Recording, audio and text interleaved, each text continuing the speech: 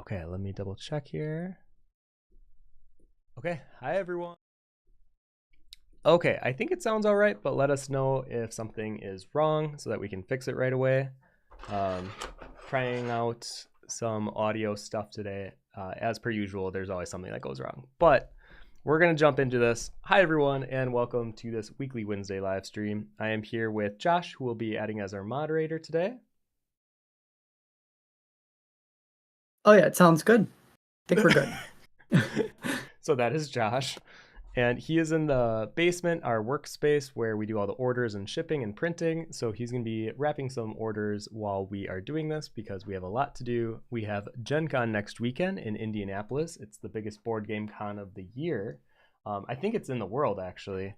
And it's one of my favorite, I would say top 3, top 4 favorite cons of the year to go to. So I'm very excited about it. And the stream today is kind of a reflection of that because I wanted to do a stream where I show my gold leafing process. I just did a video last night on doing this one, and I have 5 prints that I think would be kind of fun to show you guys how I gold leaf, from a very simple, easy, just kind of fill in the space, to I'm going to do a sponge on this one, and then these two are very much precision lines, and I'm going to show you the difference between all of them, how I would approach it, and hopefully you guys learn something if you're curious about doing gold leaf for yourself. As per usual, if you could put where you're watching from, and we like to say hi to everyone. And if you have any comments or questions during the stream, we are going to do our best to answer them. But if you could put at vonnart, that way Josh can see them and we can throw them from the chat into the conversation. So yeah. Hello. As we're doing that though, I'm going to get prepped a little bit, making sure I believe I have everything here that I need to. I got the sponge. Let me know if the wrapping paper sounds really annoying. Can you hear that? Not right now, no. I mean, you are a little loud on my end. I can turn it down a little bit. Just a little bit, maybe. Yeah. But I don't know how I don't know how it sounds with everyone else though. I look like a Victorian ghost with the fluorescent lighting on me right now. We have Andonice is here from Massachusetts. Welcome, welcome. Barbara's really here. Quick. Thank you, Gustavo, for subscribing. Thank you. Thank you, Gustavo. Well, hello, Barbara. Hello. Also, I know a few of you have been telling me you watched the interview I did with Dustin, Inkwell Illustrations, and that has been kind of a wonderful conversation to have, and I've been checking the comments every other day and just responding to a few. He's brand new to YouTube, so the fact that that video already has 25K is great, and I think it's something that maybe more people would want to watch and discuss in the future, just art topics that are, very topical to the, day and age that we live in right now. And we also introduced a Drawtober Discord, and Josh, if you could put a link to that in the comments here. We just created it last week. We have an upcoming drawing challenge. We do this every October, and we're on the 7th year. And what's exciting is we're getting some sponsors for this year, and it's some pretty big ones, I would say. But we're pretty excited because with social media not being the platforms that they once were, we're trying to turn our focus more on a Discord community and have it be more centered around there, where people are actually engaged, people can actually share their work and feel seen by the community. So we're very excited about that. And I'm trying to think if I have any other announcements. Oh, I'm working on my next tarot card. Here's where it's at currently, the 4 of Wands. A lot of people sent me in their homes from Europe because I asked, I'm doing like a big cityscape in the background here, but it's going to be very like Wes Anderson-y, the way that I'm kind of stacking the buildings on top of each other. So I asked for like really beautiful, kind of medieval looking houses. So I'm hoping to start that one either tonight or tomorrow and just keep moving on that while still kind of prepping for Gen Con. Okay, are we ready to get started today? Let's do it. Okay. So I'm going to start with the easier ones, which would be my Fallbringer print and my Demon's Facade. So these two I consider easier because essentially all we're doing is we're filling in negative space that's a little bigger. I mean, on him, I guess is a little more complicated because I'll do the firefly dots and then inside his little pumpkin cuts. But I would consider these easier because it's not a lot of precision and I can work pretty fast with these. So put those to the side here. Every now and then too, I borrowed Josh's phone because if I need to make a reels out of this, I have the B-roll footage. And I'm learning that's kind of important as an artist nowadays, is always have a camera or something on you that you could just record something really quick because you never know when you could use that B-roll footage. And especially with Josh is trying to really double down and focus a lot more on YouTube videos moving forward. So we're hoping to really push more content out, but we want to focus on quality. And I think a lot of it is you got to have a lot of B-roll. And currently we don't have that much. So we're hoping to get a lot more even at the convention next weekend. And we have some fun ideas for YouTube, so we'll see how it pays off in the end. Okay. So to start every gold leafing video off, I have to show my tools, what I'm working with, and how I work with my glue. So the glue is a little interesting because I use a metal leaf adhesive and there's nothing too special about this, but I do add 2 drops of magenta ink to this. And the reason I do that is so that I can see where I've placed the glue, because in the past I would try to gold leaf and I wasn't able to see where I actually laid down the glue and where I still need to lay down the glue, and it would just create a lot of confusion on my end. So I kind of just did this as like a trick for myself to be able to see it, and I've been using this basically ever since. And I've been telling people it's like the best thing to do if you gold leaf, and that would be probably my #1 tip for at least the gluing stage, is tint it with something. I know a lot of people, if you work with gold, you probably want to work with like a red or magenta or something that's more on the warm spectrum. That way it might help bring up the gold tones as you lay it over. And then maybe if you're doing like silver, yeah, maybe a color like a blue or a cerulean might be better. Okay, so I don't need a lot because the glue does dry. I mean, not super fast, but not super slow, somewhere in the middle. And I don't want to work with glue that gets a little hard in the bowl. Oops, oh, I guess we're doing 3 drops today. Because it gets a little tacky and it becomes sticky after a little bit. Now we want the tackiness for, not for the art itself, but for applying gold leaf. It sticks really well when the glue's not quite dry, but not wet either. It's in that middle phase. So that is what we're aiming for. And, oh, do I have a bigger brush? Let's see here. Hello, Mr. Wondrous from Charlotte, North Carolina. Vigilante's here. Hola. Good to see ya. Go. Felix is here. Hi, everyone. A little late. I was busy watching a sad anime. What anime are you watching that's so sad, Felix? Yeah, also, how did your convention go?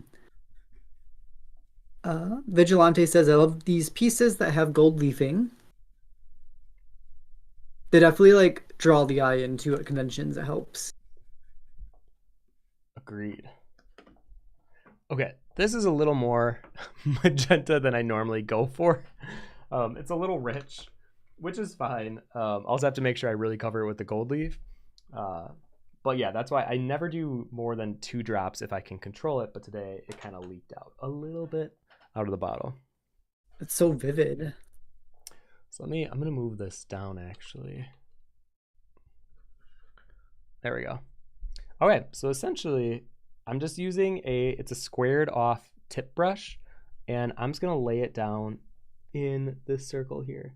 Now, I got to try not to have it be too thick, because you see where the edges are? It kind of creates like a little ridge. I don't want any of that because the gold leaf will stick to it, but it'll create more dimension, and I don't really want dimension. I want it to be on a flat surface. So really spread out any of that glue where it kind of creates a ridge. So really focus on those edges. And as you can see, it'll stain the paper pretty quickly with the magenta ink, and it becomes very easy to see where the glue is. Now, what's nice about this too, actually, probably should be recording this. What's nice about this is, let me get a good position for this iPhone. I don't know about a lot of you, but I am certainly not totally used to recording everything I do as an artist and making short form videos of it. It's very weird. I'm getting better, but it's still pretty weird from time to time, I would say. There we go. All right, but anyways, I like working with a smaller brush for these type of detailed areas. Move the mic down too. There we go. And then whenever I have like a pencil edge, I try to cover that as well, just because I don't want a random gray line sticking out of the gold leaf. So I tend to go just a little bit outside the line. Something that I've kind of learned after doing a lot of canvas prints with the gold leaf. I actually didn't like when you could see the gray outlines just sticking out of the gold leaf. And then also for each of these, we're gonna be letting them dry for about 15 minutes after. So I'll probably do a couple of these where I lay down the glue and then I'll come back to them. So we're gonna be doing quite a bit of bouncing around on today's video. Andoni says the drawing on the left is one of the inspirations for one of the characters I'm working on right now. I'm trying to remember what we had on the left at this earlier. It might have been Demon's Facade or Fallbringer. You have to remind me which one. I believe it. Well, yeah, if it was Demon's Facade. Well, yeah, you let us know. Let us know. Yeah, let us know, Andoni's. Maddie says, hello, thank you for doing this demo. Love your work and grateful to be able to learn from you. Your gold work is stunning. Oh, thank you. Yeah, I kind of fell into gold by accident. I know Josh has heard this story so many times, but when we're at conventions, I always let people know this was just a happy accident that gold became my like themed color for my brand and everything. And essentially the way it worked was I was a pencil artist, and I could tell when I would go to cons, a lot of people didn't see it as a finished piece of work. So I would get the question all the time, when are you going to finish these? When are you going to color them? And my way of validating it as like a final product was to add an accent color. Now I've seen gold leaf, in different phases of my life, and I've just always been very attracted to it.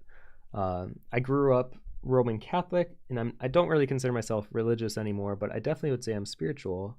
But I've always loved cathedrals, just walking through them to see all the gold leaf on the statues and on the ceiling, and the way that they would decorate with it I thought was just so grandiose.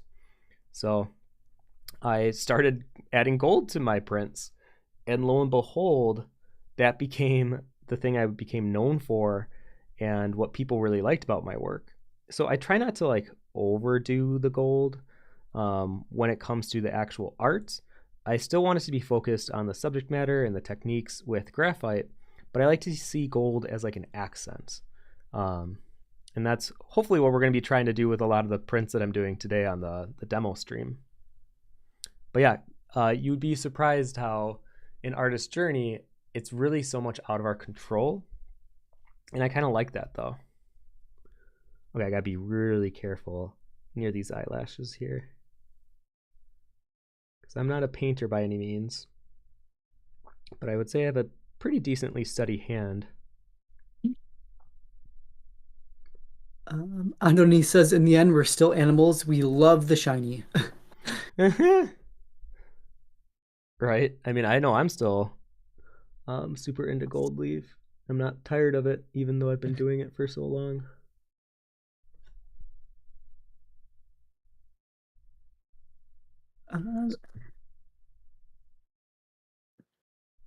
Mr. Wonders asks, color just to know where it is. Yes. So the whole point of the tinted glue is so I can see where I've placed it and where I still need to place it. I definitely am one of those people who I try to be efficient where I can, and what started as like an experiment because I didn't know if adding ink to glue would like ruin its adhesive properties. Um, but I was so desperate because I wanted to gold leaf without the frustration of like, oh, where did I just paint this, or did I do that area already? And it worked. I know I was afraid it was gonna like seep through the gold for a while too when you first did it. We didn't know if like the pink would show through, but gold leaf covers it up really well. Well, what's great is even if it does a little bit, because the gold acts as, or because of the magenta acts as like a really nice accent to like a warm gold, it actually could add to it. And that's why a lot of people actually tell me I should be using red, because red is like a true um, color to like bring out the golden tones when you do gold leaf. So a lot of times when you see people do gold leaf, they might be using like a red tinted base. Let me just finish up this circle here, and then I'm going to smooth it out, and then we're going to switch over to the Fallbringer, my little pumpkin guy, while this one dries. Daniela says, hello from Brazil. I found you on Facebook, then you're one of my favorite artists. Really, Facebook. You know, it's so funny. I just talked about social medias and which ones I think are dying or which ones are maybe on the rise. And it's good to hear that you found me on Facebook because I thought that was definitely one of those that are like flatlined. But thank you for following, and I'm glad I chose, or I got to be one of your favorite artists now. That's amazing. Oh yeah, wait, I'll show the upright finished one of this. So here's where this one's at. I definitely think I covered everything I needed to. And oh, you know what? I always get comments about this online, so I might as well just finish it up. These little holes in her horns, it drives people nuts if I don't fill them in.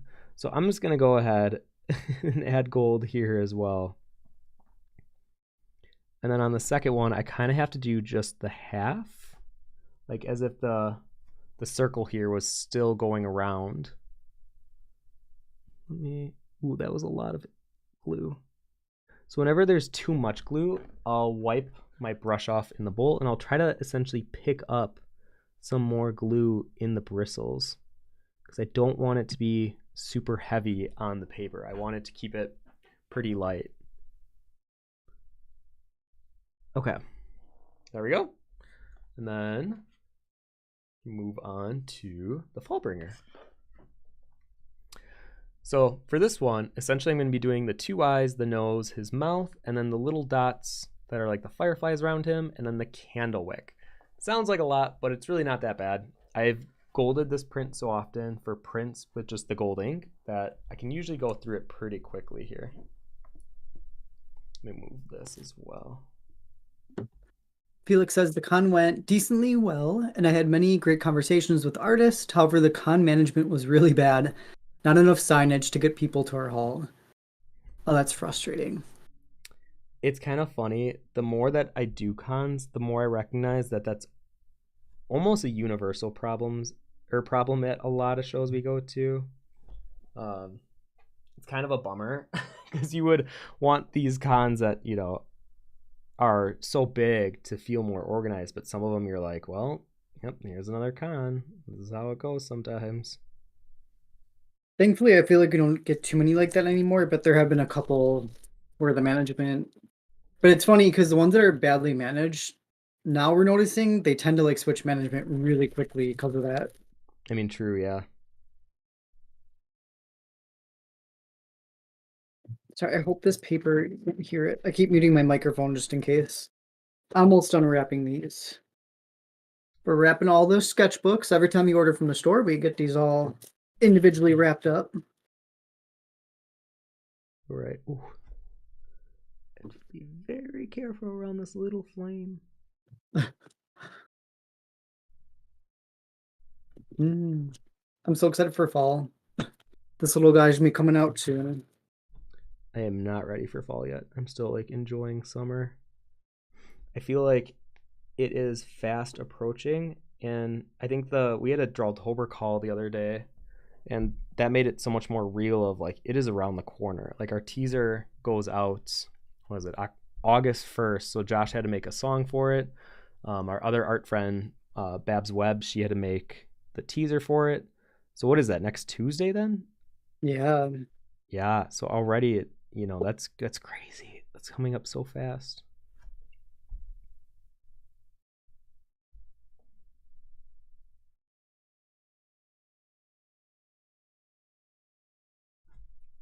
Uh, Andonice says also like most people, I found this channel by looking up gold leafing online. The rest is history.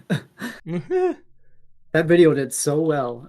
I That will forever be an enigma to me because that video I filmed in the backyard, there wasn't any editing. I think I did like a fade in and a fade out. That was it. That was literally all the editing. I didn't have a fancy microphone. I didn't have a fancy camera. I literally hooked my phone up to this thing, which is like, you know, a little wire holder for your phone essentially.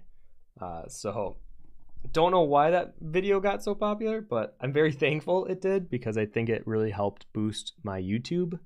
And it kind of gave me more inspiration to want to make more videos. And here we are. I mean, streaming is definitely different than making videos, but Josh and I, like he mentioned earlier, we have some ideas for like longer videos that might be more engaging. And it just requires us to actually like go places and film a lot of B-roll and have more fun with it. I think that's kind of the goal with YouTube is like we're going to try to have fun with it rather than treat it so structural or so monotonous. Okay, this pink, I have been really fascinated by the color pink lately, and it was funny. It's been like appearing more in my life by the day. And then yesterday we took my mom to see the Barbie movie for her birthday, and like once again like reinforced pink as like this color that I really like.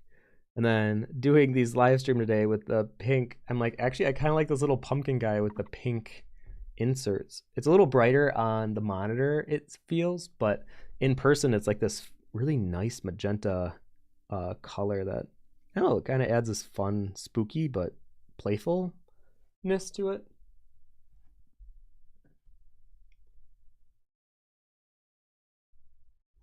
Oof.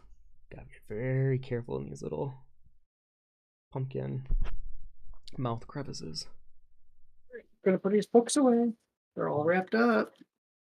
Hey, good job. Oh.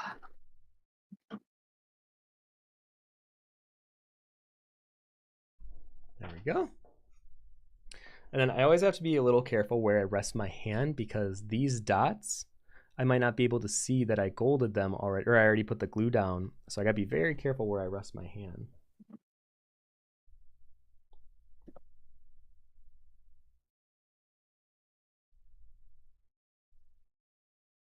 Gonna do some catching up here.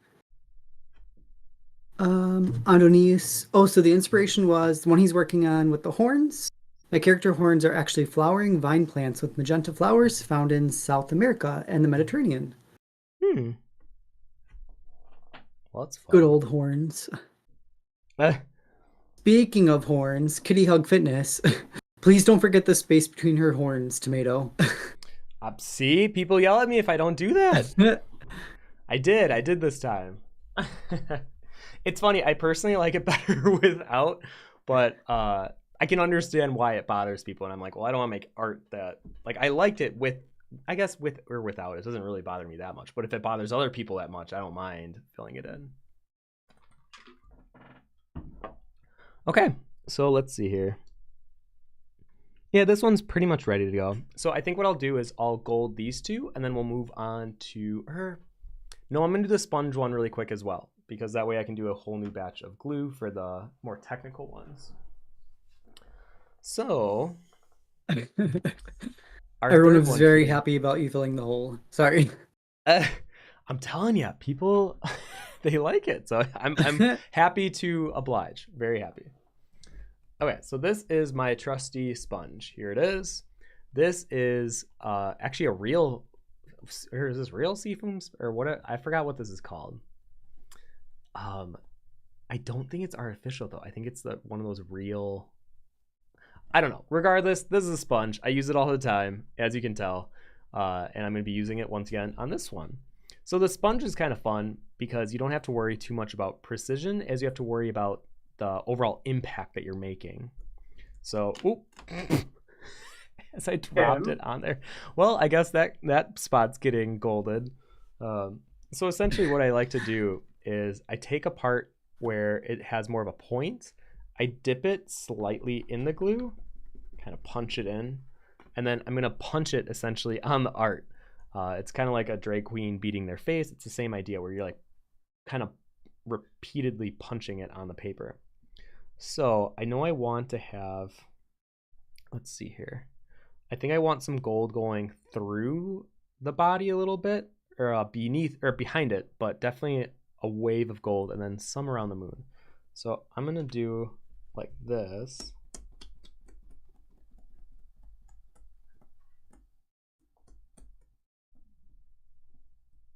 Now this can get a little chaotic, so you got to be a little careful to control it. Now with a canvas print, when I normally do this, because it's kind of strapped to the wood frame, I don't have to worry about it lifting or like moving. But with paper, you definitely have to hold it a little bit in place. Otherwise, it's going to be moving and kind of pulling up all the time.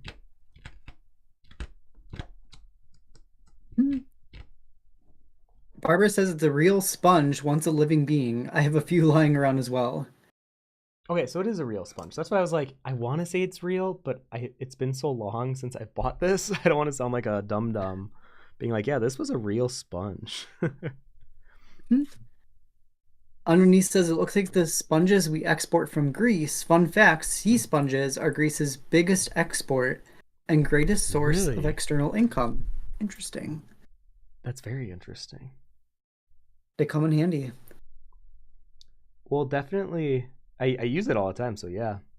But whenever I do the sponge, I try to have an area where it cleans into a nice edge. I think the contrast of super textured right against like a nice clean edge just adds to it. So usually when I do it on this piece, I call this one Moon Spiritus. I try to have the sponge part go right up against the body and then clean it up.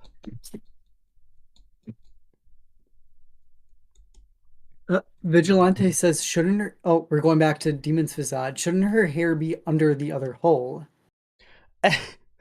That's what I'm saying. It doesn't make sense for it to be filled in with gold. People get very pressed about it, though. Yeah. I've literally had people ask, like, did he not finish this one? And I'm like, yeah, it's good. Oh, it's always a funny one to talk about. Oh. That one really stuck. Well, the best part is, so I call this one Demon's Facade, but a lot of people don't know how facade is spelled. So at a convention, people will say facade. What was the other one that was really funny? Oh, I love facade. Facade. Oh, facade. I've gotten a lot of, I'll take one of Demon's Facade, and I'm like, yes, you will. Demon's Facade. Demon's Facade.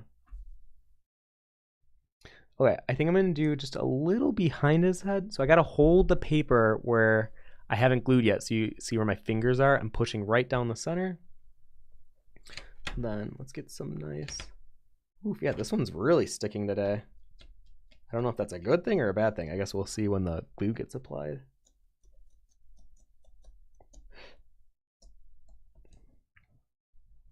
And then once again, we're going to clean it up right around the edge, and then actually maybe even a little bit on this side of the head. You got to be careful because when you start doing brush like techniques like this, you don't want just a nice clean edge on this side because you want it to fade into that texture. So I either will dab it or I'll grab the sponge and like try to get just a little bit of a breakup on that edge.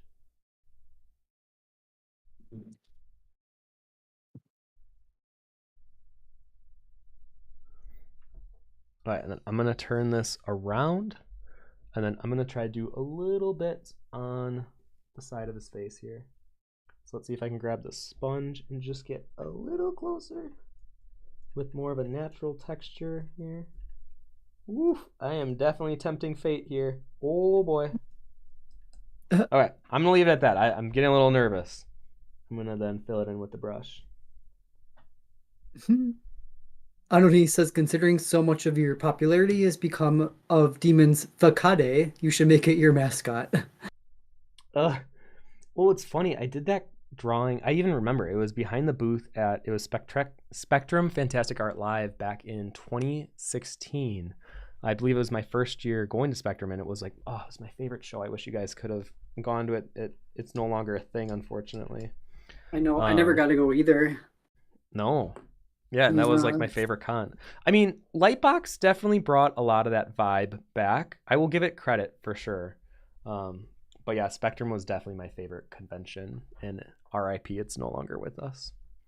But yeah, I was just behind the booth, and I thought it'd be fun to do some horns because there was another booth. They were either doing clay sculptures of horns, or they just had a bunch of animal horns on their booth, and I just really liked the repeating texture, and I was like, I want to do something like that. So I did a spiral version, and then yeah, that's just what kind of came to mind.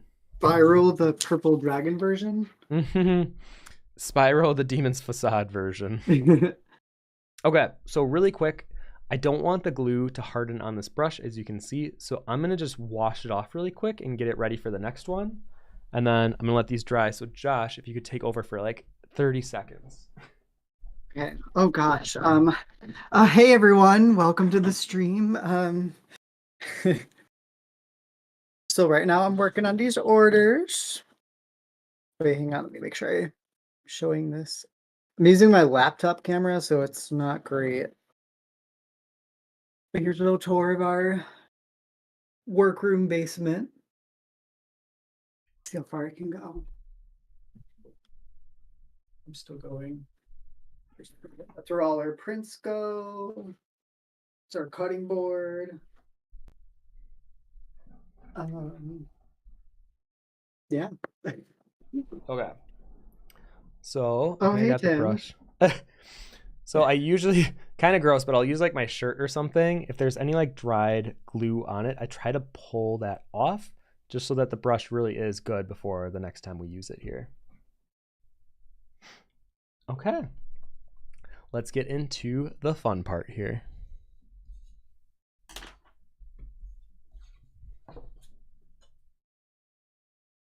Let those dry over there. Okay. We'll start with our Demon's Facade. So I like to go in the reverse order, or not the reverse order. I like to go in the order that I did them in, just so that this got more time to dry. Now here's my little bag of gold leaf. I'll show it on here, under here. Whenever I lay down gold leaf, I try to do it on a surface where I can either collect or grab all the leftover gold leaf because I don't want to be wasteful. So I can definitely stretch how much I can get out of like a single thing of gold leaf from the store. Oh wait, there's another moment that I guess I should be filming for TikTok just in case. Oh my god. Right? Sometimes I have fun with videos. Some days I'm like, oh my god, that's right, I gotta do this. Thankfully, gold leaf videos are actually pretty fun to edit. So you probably don't need much more than this, honestly. So once it's laid on, I try to use more of a rough brush. So you can get rough brushes at hobby stores or I guess any art store really. And essentially the purpose of it isn't to be like a nice clean brush. It's meant to kind of bristle around and push into the paper. So it usually has a stronger hold on the thistles here. So essentially, you could either punch the gold on. I've seen a lot of people do this where they'll move it around and punch it in first. And then once you feel like it's mostly covered, you can start doing the brushing. So now I like to go in more of a circular motion. So like this. Now we're not trying to go super hard on it yet. We're just trying to get a lot of the big excess parts off first.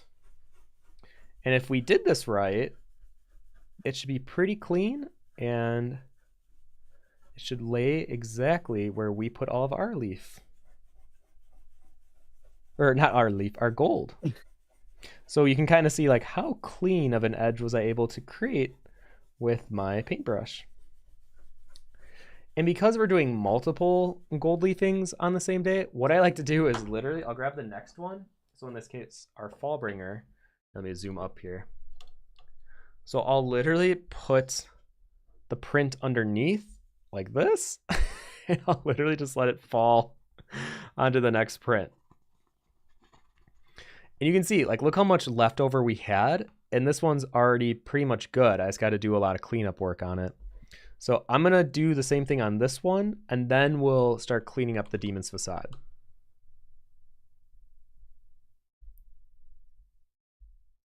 Felix asks, do you ever get mad when super old drawings are more popular than more recent stuff? You know, I used to, but not really much anymore. Like if my work resonates with people, it really shouldn't bother me when I did that piece. I'm just happy that people resonate with it. I think for a while, especially in my late 20s, I was getting kind of frustrated because I was like, why do people like my really simple stuff? Like I did that when I was still like a novice. Well, in my mind, I was like, those weren't even that good. And these are more technically proficient. I've kind of learned to chill. You know, I'm just happy that people like my work. And I think that's kind of the moral lesson I had to learn is like, you know, you should be proud of the new work you're doing and be happy that you're trying to push yourself and grow. But if people still connect to like, you know, a simple drawing like this, just because they like the horns, maybe they like the visual impact of a girl that looks like she's not smiling, she's not angry, but has this giant gold thing behind her, has a circle on her head. Whatever it is, if they relate to it, that's great. And then there are some drawings that I actually love that people still connect with. Actually, this Fallbringer I did, God, I want to say this is 2018 or 2019. I think this is 2018, maybe 2019. I love this drawing, and I'm glad that people still connect with this one. Okay, so I'm going to collect all the gold leaf back into the bag. I'm going to show you the process. It's very easy. I just literally set the bag down here, and then I literally just push it into the bag. Ta-da! Now, there's definitely always going to be a few gold leaf flakes that you're just not going to be able to save everything, and that's okay. But as long as you can get most of the big chunks and you kind of have the mentality of try not to be wasteful, that's, you know, the best we can do. There we go. Okay, so now this is the cleanup phase. So I actually really like the cleanup phase a lot. So I'm going to zoom in pretty close here. So there's two things we're going to do. One, I'm going to switch to my smaller cleanup brush. Let's see where that is. Right? Is this it? Here we go. So this one's just a little smaller. And the reason I like this one is I can grab it pretty close to the thistles and then do nice circular motions. Now, mind you, you don't have to push too hard, but you definitely want to get a lot of that excess kind of fringe off of the edges. And it won't look like a lot. See all the like little bits here? But it will leave a big impact if you are able to get it all, because then the edges will be really nice and clean.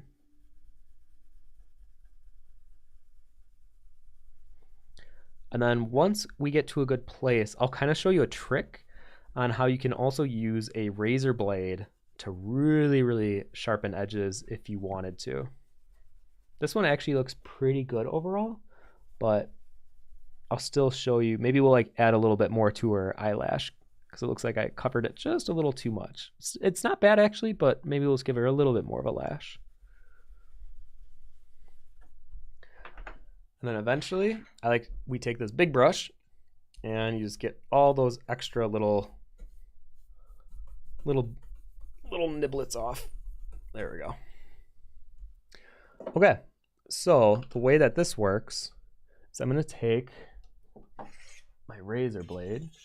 Now, mind you, this is a little dangerous. Be careful whenever you're working with a razor blade. And I don't even work with a handle. Don't ask me why. I don't know. But if you're able to do this carefully, you can kind of scrape the gold off. But if you push too hard, you'll be scraping the paper, which will be scraping the drawing off. So this is just, I think, something you learn over time on how hard to push down on the razor blade edge.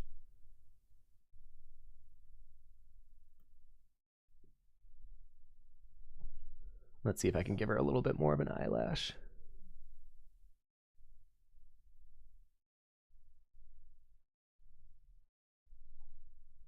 See how simple that is? Just a little, few little marks can give her a bit more dimension there.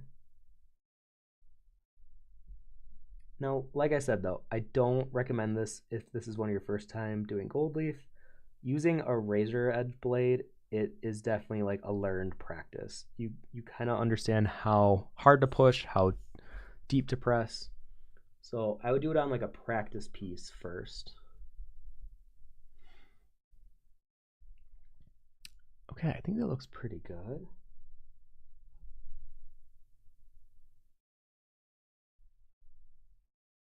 And then see this chunk here? I can push that back into the paper.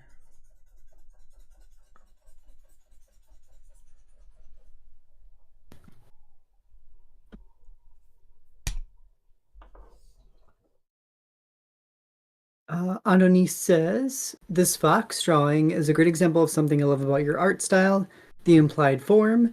It shows how you don't have to flush out every little thing.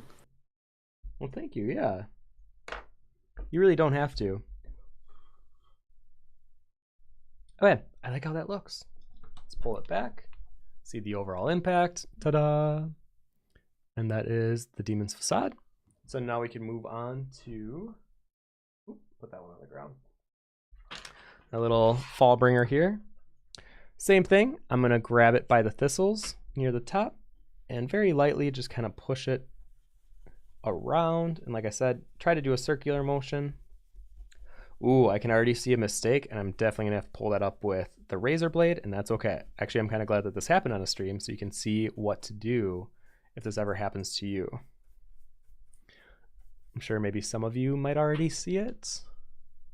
Go a little closer.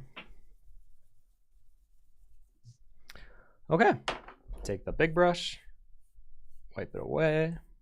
Now with the big brush, you definitely don't want to push too hard into the paper. Just want nice, clean paper. There we go. So if you already have seen it, it is right here. This line is not supposed to be there. That definitely got there from the glue. I don't know if I'll be able to lift all of this. We'll see to the best of my ability what I can do. But what's interesting is because the paper texture is white, I'm actually going to try to take up some of the paper texture.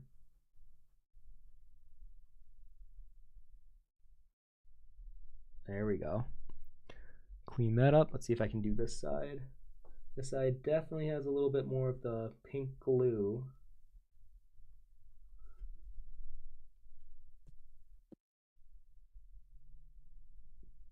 Oh, there we go. I think it's lifting. Let me wipe it off.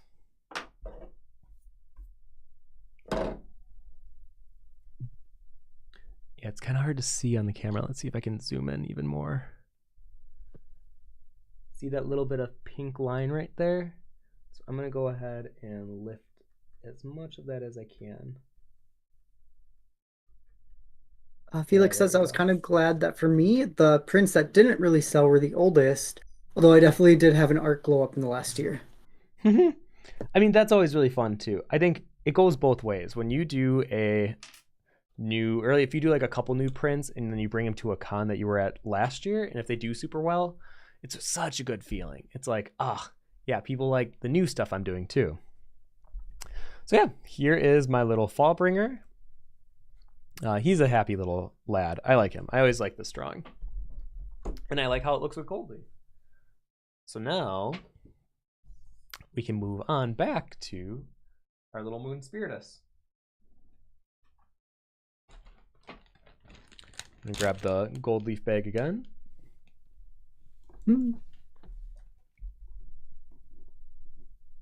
Anoni says, by the way, how old are you guys? I am almost 34. 21. No, I'm 31. Tim and I are just old geezers now.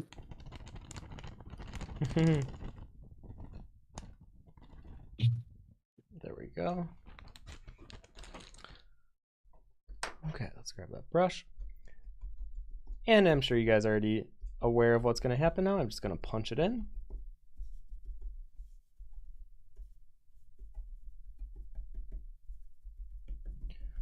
Now, the sponge ones are always very fun because you really don't know what you're going to get until after all the gold and glue is laid out. Then once you start brushing it away, you can kind of see what exactly that texture that you were trying to create ended up as.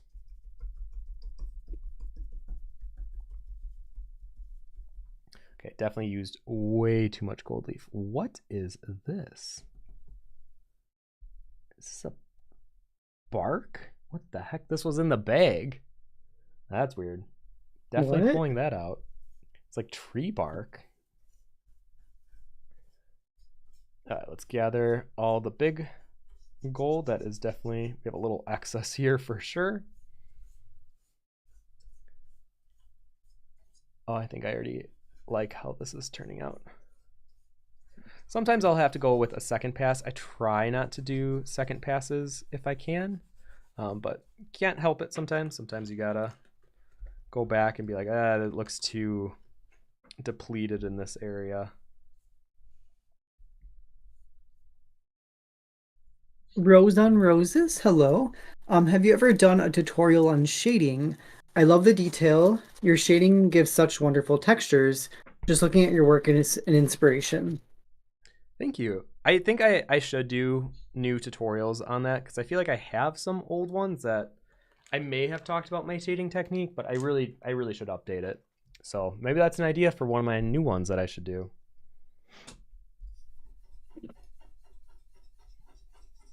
And then Mr. Wonders asks, where to buy the gold leaf? So most hobby craft stores will have them. Now, if you're using real gold, you probably want to work with an online dealership. But if you're just using craft hobby gold, usually like a Michael's, Hobby Lobby, I'm trying to think of the other craft stores or like art stores. Most art stores should have it. Well, no, I think you have to go more to like a craft store. But I do have a link down below in the description for some gold leaves, and that one is on Amazon. It is an affiliate link, just so you guys know. I don't want to feel like I'm like tricking you into clicking an Amazon affiliate link. But that will take you to a gold leaf brand that you can get, and it's very cheap, and it creates a still really good result. Okay, I like how this is looking. So I'm going to grab the smaller brush, small circles. Uh-oh, I think Casper's coming upstairs. Uh-oh. He's on his way. Our baby black Casper. He is a cat that is very mischievous, specifically while I stream. I don't know if he thinks it's funny. I don't know what's going on in his little brain, but you'll probably see him in a little bit. Casper.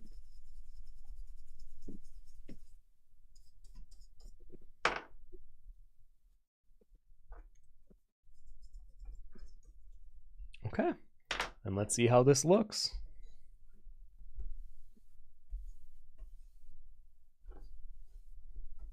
Let me do a quick tap on the table. Yeah. See how nice that looks? So this is a sponge. If you're joining in now, we used a sponge that looks like this, and you kind of dab the glue on, and that's what creates a nice texture. Man, Josh, sometimes the camera like lags, or like there's a weird thing through OBS. Yeah, I feel like it's that phone app. There's probably ones that are a little bit more responsive. Do you remember what brand gold leaf you use? Is that on um, Amazon, or is that one you only get at the store? The brand I use is, oh, here it is. So the one that I get from the store is called Creative Concepts, but almost every craft gold leaf that I've used is the same. I really can't tell the difference between a lot of them. I think I have this one, which is just called Metal Leaf. This is like the most generic one. And then I have some silver one. I might do a silver one later today. This is curate color.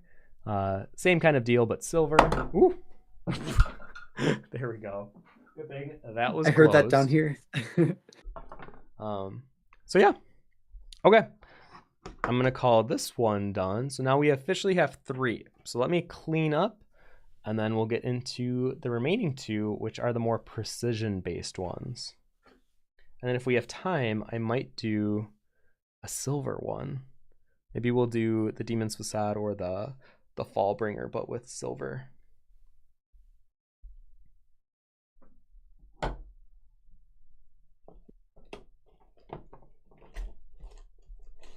me collect the gold leaf here.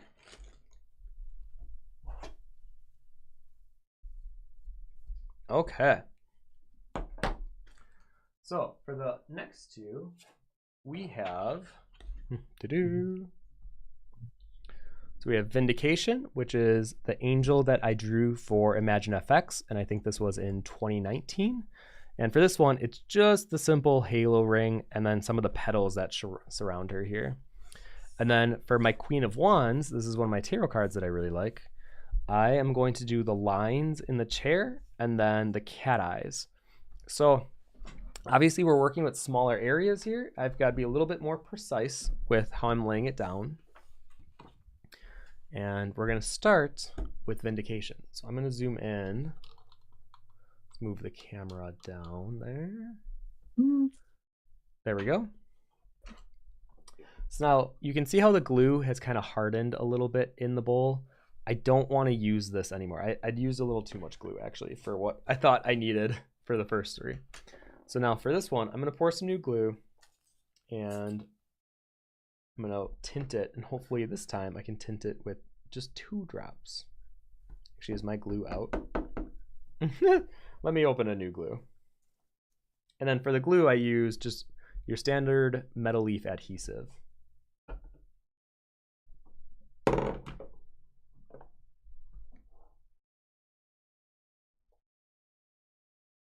It's funny, they have like a twist tie on the top, but I never use it. I just open the whole thing and pour it. That works. Right.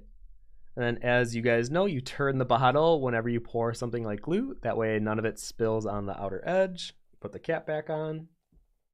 Now if I do this right, I'm only going to use 2 drops of magenta ink, because the last one, oh, there's a bubble. Oh boy. We are in a dangerous situation here. I got to pop this so it doesn't like... Oh. I don't like that either. Well, we're going to let the bubble hang out on the side. Oh, there's another one. Oh my gosh. There we go. All right. So I'm going to try to get 2, 1, 2. There we go. There we go. Yeah, this one's definitely a little messy. You got to be careful with that thing. All right, I'm going to mix it together.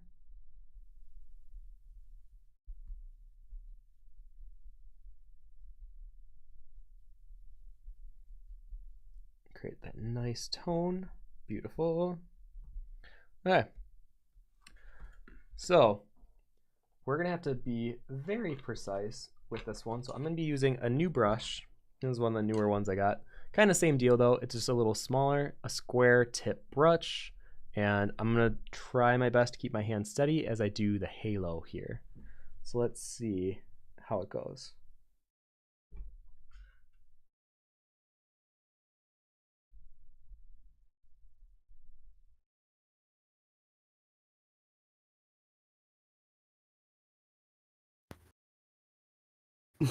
Mr. Wonder is glad to know there is bark as well as leaf.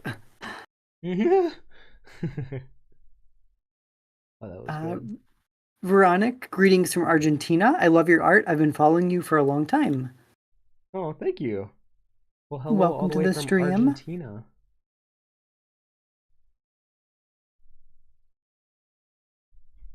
Oof.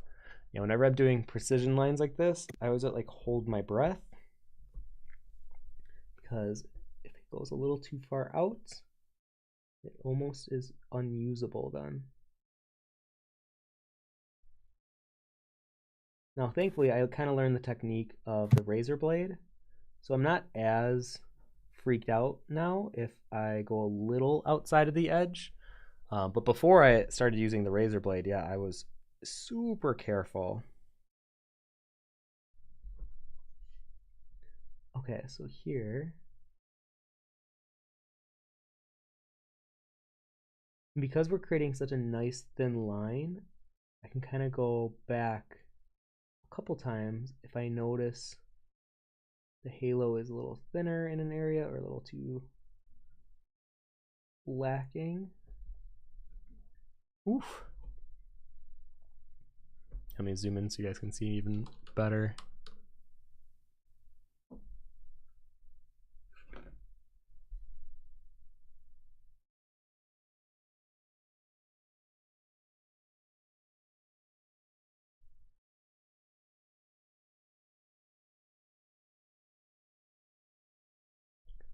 There we go. Adonai says, "You mean you aren't getting paid by Gold Leaf brands? You need to get on that." I mean, I was just talking to Josh about I'm so bad at reaching out for like sponsorships or quote unquote like things that a lot of artists I know get for free because they just ask, they take the initiative. I've always been one of those artists that I'm like, well, if they contact me, then I would definitely work with them. But I don't know if it's because I grew up in Wisconsin and we have like a hard time asking for things or asking for definitely for free stuff like that. It almost makes me like uncomfortable thinking of asking for free stuff. But I know a lot of my friends do it and it works very, very well for them. So I guess lesson of the day, if you are an artist that becomes prolific in what they do, you can ask for free stuff, and a lot of the times you will get it. Ask and you shall receive. So now I'm going to be doing all these little petals and leaves that are around her because I think just a halo might not give the impact that I'm looking for in a gold leaf like exclusive print. So I'm going to add wherever I have these little kind of implications of petals floating around here, I'm just going to fill pretty much all of those in with the ink.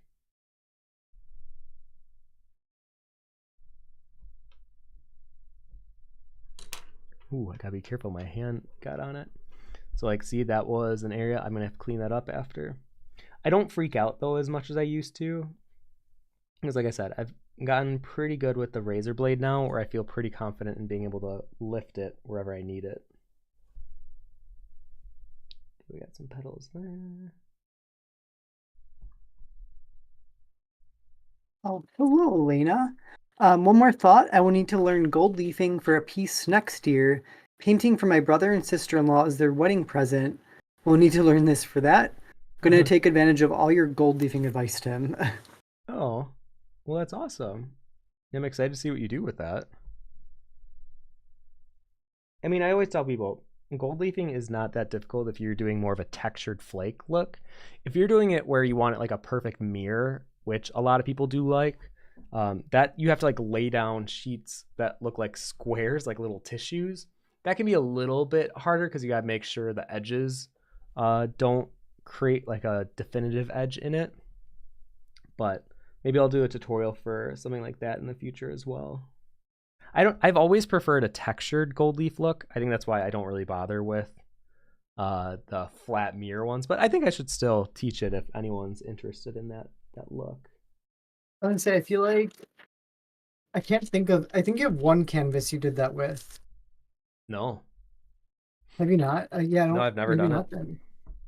I there's something about the texture, like even where did I put that piece? Where am I putting all my my drawings? Oh my gosh, where'd Moon Spiritus go? Oh, there it is. Yeah, so like for something like this, if this was just flat reflective, I don't think it would be as fun as it is with the texture. But then again, I'm a huge texture nut. I love adding detail with texture, and I really like it.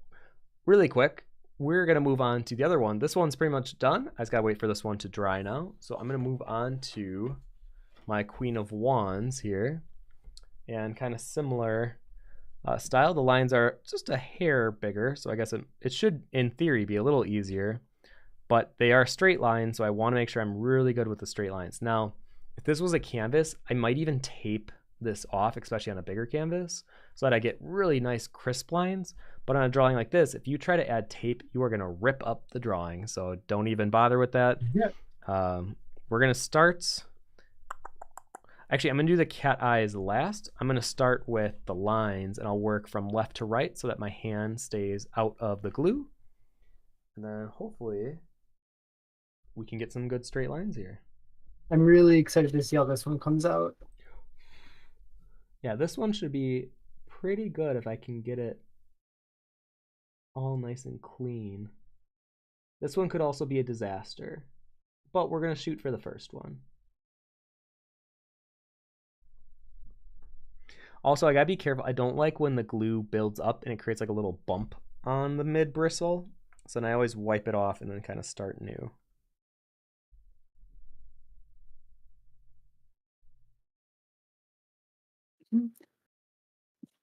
Jacelem says, how do you get high quality images of your art for reproduction, especially for larger pieces? Do you use a camera or a scanner? So we basically have our own little workshop in the basement, and essentially we use an Epson 10,000 scanner. I really like it. It is great for pencil stuff, but you will probably have to bring it in Photoshop just to clean up any dust or any cat hairs that get in it if you live with kittens. And then for the most part, though, it does a really good job because a normal scanner, it like overexposes the scan, and it's really difficult to bring that overexposure back down into a place where it looks like the original drawing. The Epson 10,000 basically makes it look like the drawing. All I have to do is like maybe adjust the values a little bit, but it works really well. From there, we print them out on its premium matte paper, and it's through Canon. And right now we have a Pro 100. We'll probably invest in a Pro 1000 sometime in the near future. Great for them down here. I can even show our little printer setup. Oh yeah, yeah. Fine, everything's okay. Perfect. I can then focus on some straight lines here. You know, I'm just gonna unplug that for a second. It should be fine. So here is our little printer setup. And the paper down here. Paper can be pricey, but it definitely gives the prints a really good quality. Oh wait, really quick, Josh. Thank you, Pippa Vorn, for subscribing. Oh, Pippa. Thank you so much. The scanner we have upstairs right now, so I can't show that.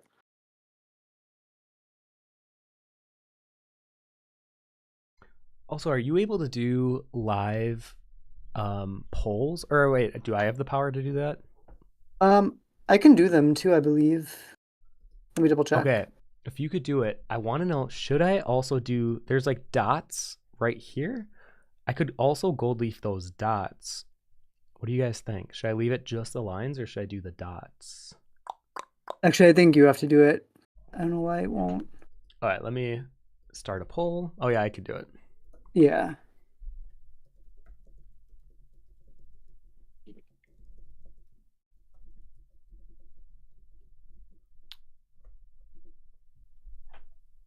Ask the community. There we go. So I just launched the poll. Let me know. I'll save that for last then. Oh, hi, Casper. Here he is. Uh-oh. I know, Casper. I know. You love interrupting when I got my stream going. He's going to be very happy, though, because I got him new food today. Alice Whispers asks, do you put any kind of varnish on top? Sometimes we do for our graphite. So anytime I do an original drawing, we'll spray it with a matte fixative, not an adhesive, just a fixative. And that seems to work very well, honestly. But for gold leaf, they do have a spray. We used it for a while, but then one of the canvases that we had, it like turned it yellow. And I've been so nervous ever since. So I guess I don't do it with my prints anymore. But if you have a suggestion on what to use, because I'm telling you that the varnish that I used that one time was not great. Mhm. Mr. Wondrous says, Heavens to the Murgatroyd? I don't know if I know what that is. You know what Murgatroyd is? Mm-mm. Beautiful work. Oh, that I understand. Yeah, thank Heavens you. to the Murgatroyd. Andonis says, also, could you sell your own brand of dyed gold leaf adhesives? I mean, honestly, not a bad idea. Like these are the ideas. Like for some reason, I'm really bad with that kind of stuff. But that is something we should write down. We should actually reach out to like a gold or like one of these glue companies. Well, especially if you, I mean, we'll try out the red sometime because we'll see how that turns out for your stuff to see if you like that better than the violet I mean, I've kind of grown fond. Well, this is the magenta. I've kind of grown or the fond of the magenta.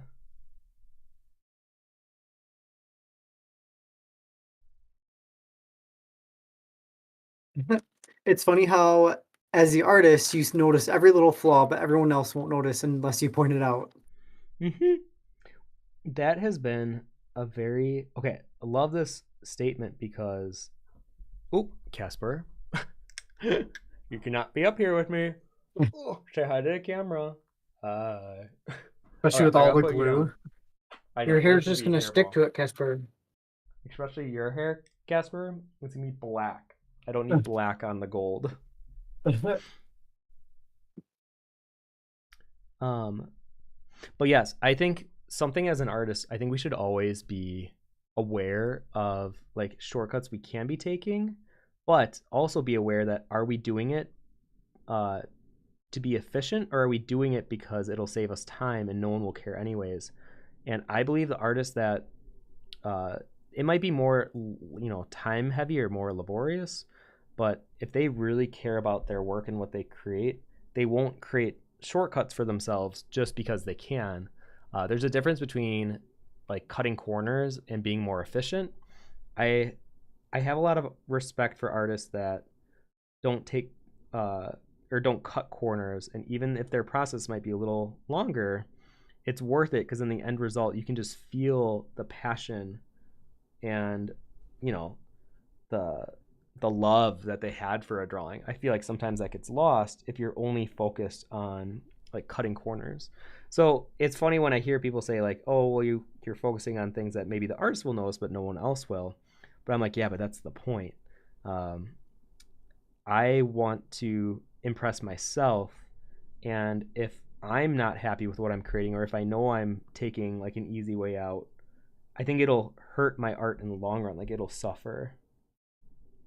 So like I don't mind being a little more of like a meticulous artist that does things like this, where I could easily work with like a print shop to gold things for me, but I don't want to be that type of an artist. And no disrespect for those who are, but for myself, I feel like I would be disappointed if I took away a lot of like the personable part of art. I like that when people buy a gold leaf print from me, they know that it was done by hand and this was something that um, is very much like a limited edition thing because I don't do these very often at all. Um, so just I feel like it is more special. I know in the grand scheme of things it doesn't really matter, but for me being an artist it matters, and I think if you can find out what you care about or what matters to you as an artist, stick with that your entire career and you'll never be disappointed. At least that's what I keep telling myself.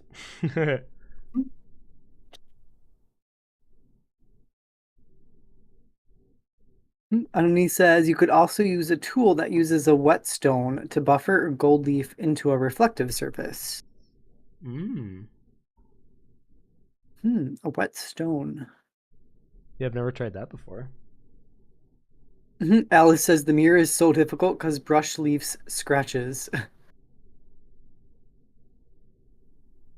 Yes, you definitely have to be careful with that.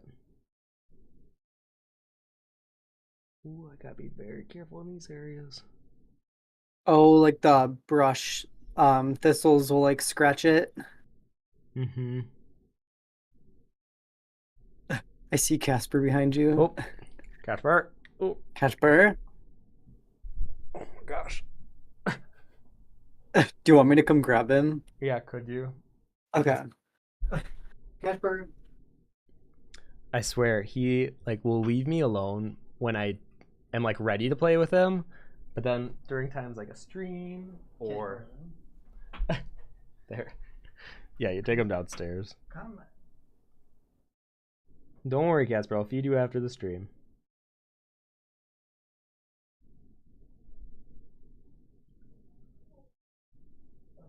There we go.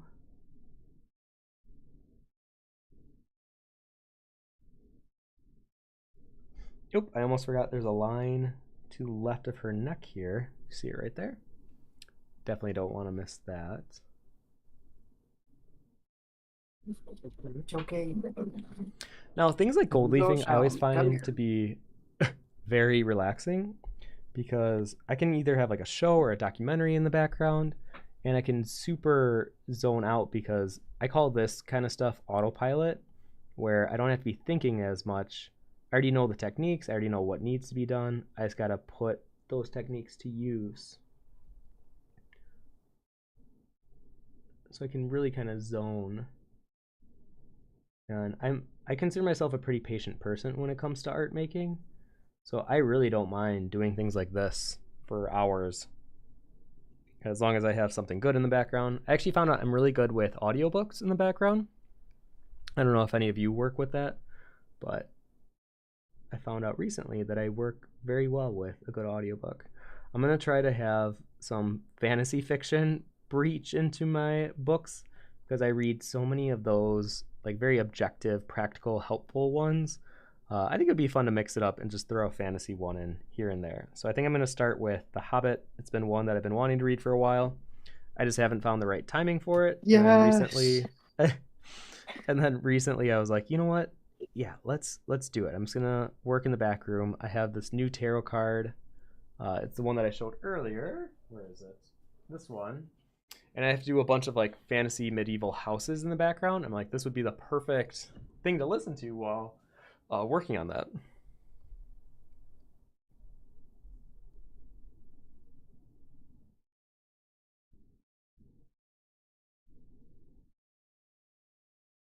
Wait, it looks like you guys, the poll was very unanimous. I should definitely dot the, or gold the dots. So I will definitely do that.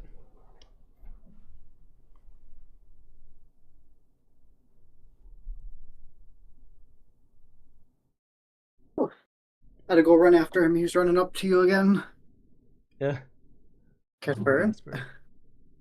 Hey, it's okay. It's okay. It's okay. I know your dad's working right now.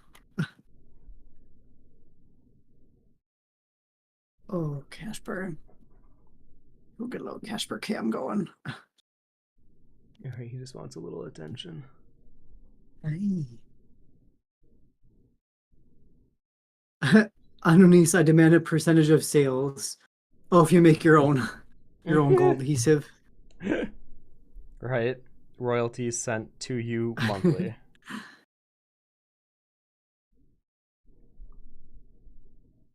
Alice says your art is so dreamy and fantasy-like. Can you share why you were drawn to a fantasy world? Oh boy. I mean, I guess if I had a like third person look at this, when I was a little kid, I was definitely a little weirder, I would say.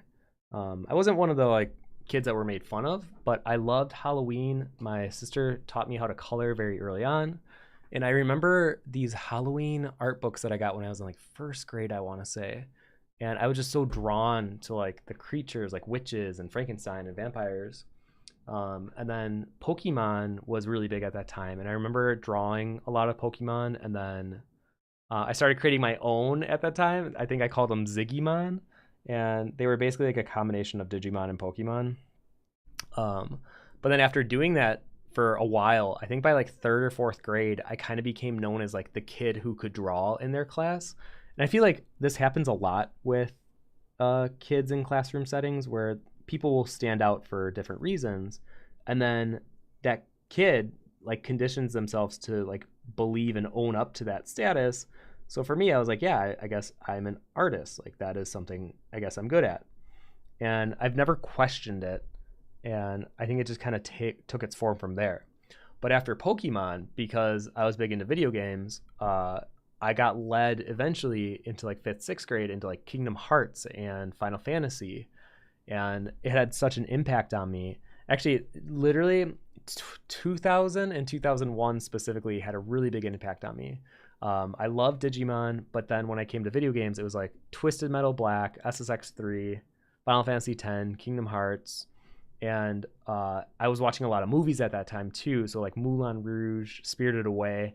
Those years were so formative to who I am today that I think a lot of what my interest got into like the fantasy realm were pushed from those media influences mixed with like my upbringing, having to go to church. I mean, I went to church twice a week, once through the grade school and then once on Sunday with the family. So I think I've always loved the ethereal nature that art can take, but then throw in the more macabre, spooky stuff, which was definitely like my Halloween, Digimon, and Twist Metal influences. But then it got heavily inspired by Final Fantasy, just Square Enix at that time, SquareSoft. Uh, I loved their art style and their direction, and I think I just kept getting pulled toward that way. And then once I saw Spirited Away, I felt like it was game over. I was so locked in to the idea of like making art as my life and something I want to be involved with. And I just really like fantasy. I think because of those reasons. And then as I watched more movies like, Labyrinth and Dark Crystal, any of the Don Bluth films, Secret of Nim, I just gravitate now towards those. So as an adult, I feel like it becomes harder to find things that are like masterpieces. Like I consider those back in the day, and it could be nostalgia. It could be a little bit of the rose tinted glasses, but I'll still watch them today, and I'm like, yeah, these are just as powerful as I remember them as a kid. And I think a lot of my goal is to create that similar feeling for when people look at my art.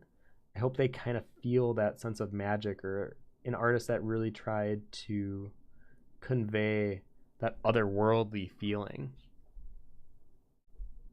Mm. Maddie says, sorry to ask again. I don't want to be annoying, but do you have a link to the glue you use? Or would you, or any kind of gold leaf adhesive glue work? So I think any type of gold leaf adhesive would work. So this is one I work with. It's called Beacon, or Metal Leaf Adhesive by the company Beacon.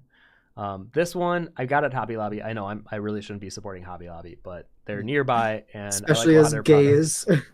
Yeah, not the best. I should just take this off. Because I do like the brand though. Beacon seems to be like a good metal leaf adhesive. I like the dry time on it, and it's very cheap. This was $5, so I don't have a link directly to it, but if you just look up this, you'll be able to buy it. All right, we're almost done here. Just got to do the 2 lines, and then we'll do the cat eyes. Speaking of cat, Casper's just been snuggling. Oh, really? Cute. Uh, Hi, Casper. He got his own little cat cam. His dream come true.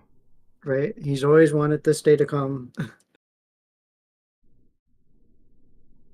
There we Oh, go. Casper. Okay, so let's see here. You know what? I think I also want to do, there's like a inner ring. Maybe I'll do that gold as well. So sorry, I gotta keep this one upside down, but I'll zoom in so it's easier to see. So I think I'm gonna do the dots like you guys voted. And then there's also this inner ring that I'm also gonna try to tackle here.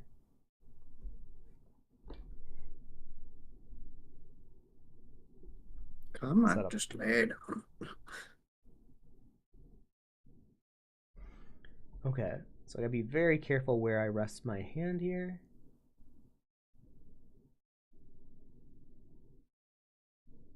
Essentially doing circles like this, I kind of try to dab or dab, whatever word, action, verb you want to use, into the circle and just fill it up. But you gotta be very careful not to go outside the circle.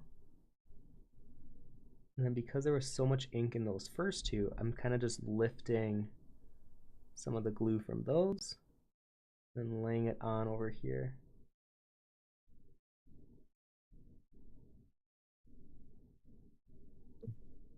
I'm gonna grab some more. Wipe off some of the excess here.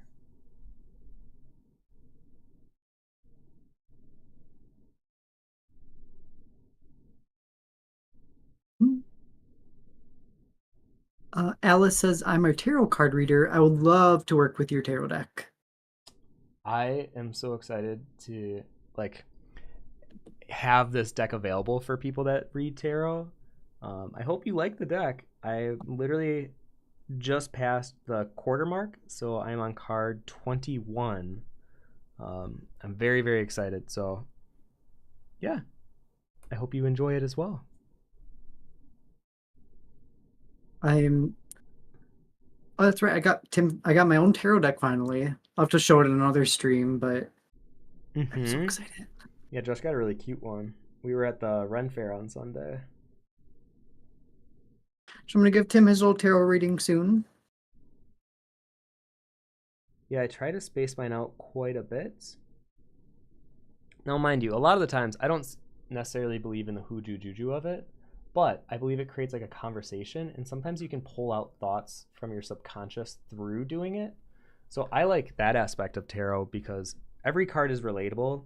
I will say it has been oddly creepy how spot on they feel, but it could just be me leaning into it, like wanting it to feel like otherworldly. But I always enjoy doing it. But I try to space it out. I don't think you should be doing it super often because a lot of what I believe in tarot is if you feel like you walked away from your reading with some form of like direction or guidance, I try not to have another reading until I feel like that direction or that guidance has been brought into fruition. And that's why I only really do like 2 or 3 a year for myself. So yeah, Josh has the honor of doing my next one. Yeah, I feel Okay. like one every quarter is nice. So you like 4 a year, although we haven't done yours 4 in a a year. long time. Yeah, it's been a bit. I'm gonna do little cat eyes. I used to go back and forth on if I like the eyes gold or not, but I think I just decided, yeah, I like the little gold.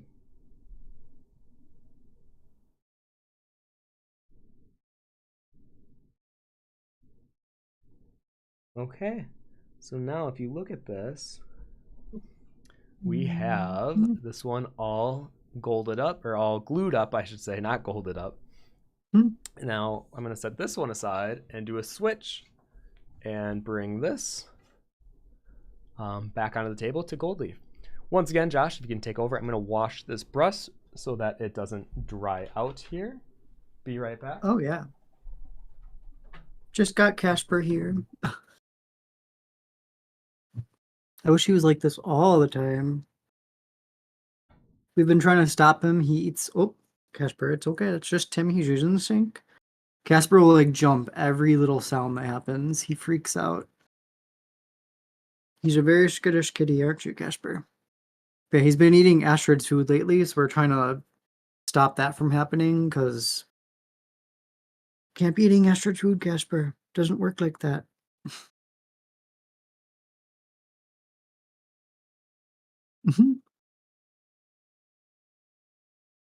I feel like someone needs to create Hunty Lobby.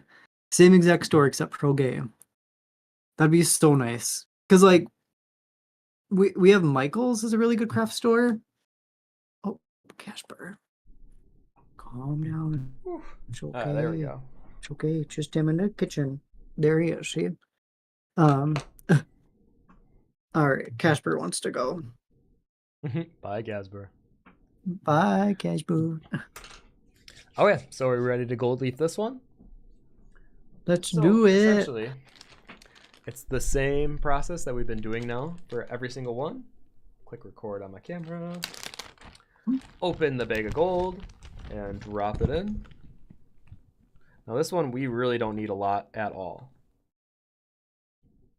So literally that should suffice, and then some. Take my bigger brush.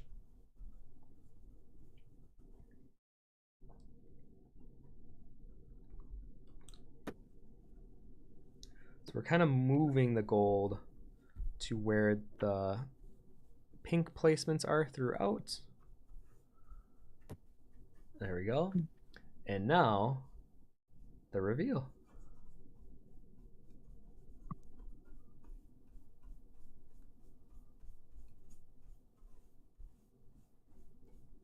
I actually think that's a pretty good line.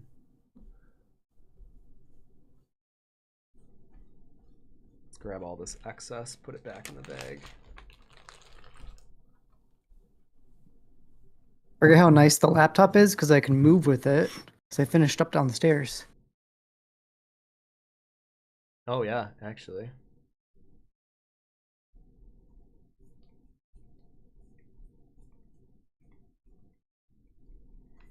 There we go. Switch to the smaller brush. Where's the smaller brush? There you are.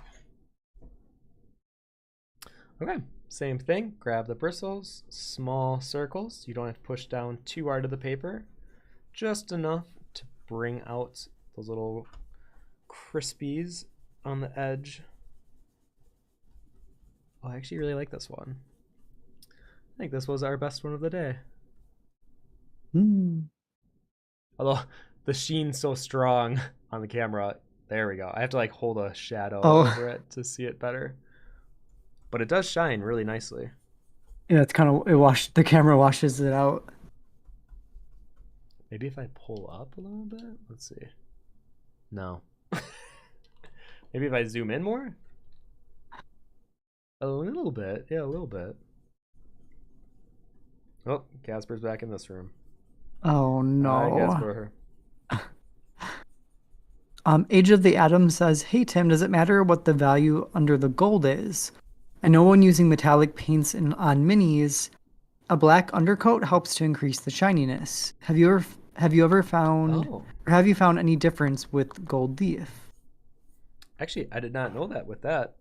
I have been recommended to use warmer tones, specifically red, scarlet. I like using magenta, but I haven't found it really affect it too much. Now, it could just be because of the way that I do it. I'm not aware. I'm also trying to look for my razor blade. Where did I put that thing? Not exactly the best thing to lose. So yeah, I would say try to work with a warm tone, but I have yet to test a cooler tone to confirm that theory. Oh, there it is. So I do have one of the thistles stuck in the glue, so I'm just going to pull that up. There we go. Nope, that happens. Oh, shoot. And then there was a little bit of a mistake. You can see it just hardly on the camera. I'm just going to lift some of that gold up.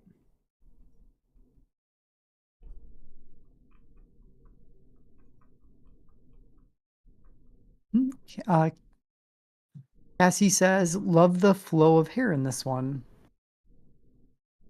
Yeah, I love the spaghetti hair. Yeah, I call it spaghetti hair. And I remember I did the entire outlining of the hair before adding any gradients or shading. And the shading kind of minimized a lot of the line work that I did on it. I was so frustrated because I spent so many hours on the line work only to have it kind of be minimized or like softened with a dark overlay value. But I still really like this. This was for Imagine FX. And I did a tutorial on how to create it from start to finish. So yeah, there is the angel. We have Vindication ready to sell at Gen Con. And then we have one more for the stream here. Here we are. So our very last one, our Queen of Wands. It should be dry enough. I feel like this glue, typically, you only need like 5-10 minutes. I usually wait around a half hour, but for live streams, obviously I tend to go a little quicker, just so that I'm not wasting your guys' time. Anonise says it's funny. I give credit to my love for art from growing up in the Greek Orthodox Church. 2 hours of listening to a priest preach in the original Greek and a lot of paintings had an impact. Mm, totally agree. Oh, Casper, definitely not the time. No, no, no, no. I can see Oh him trying no, to sneak on the table. I'll come see if I can grab him again. I'll try to playing Yeah, with you him. grab him. I'm sorry, Casper. Nope, nope, nope, nope, nope, nope, nope. Nope, nope, nope, nope. He's trying. Casper, come here. Oh my god. It's funny how he doesn't do this a lot on like normal days. It's just on streaming days. I don't know if it's because he hears my voice because I'm talking. Um, but yeah, he always feels the need to get on my desk. Okay, so we have most of the gold where I want it. Place a little bit on those cat eyes. Let's brush away a lot of this big excess parts. Ooh, yeah, I think this one's gonna be nice.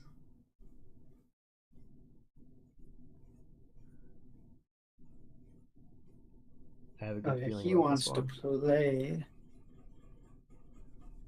Oh, Casper. I'll definitely play with them after the stream's over. Yeah, Ooh, look how the dots turned out. You guys see that? Especially after some cleanup work, I think this is gonna look really nice.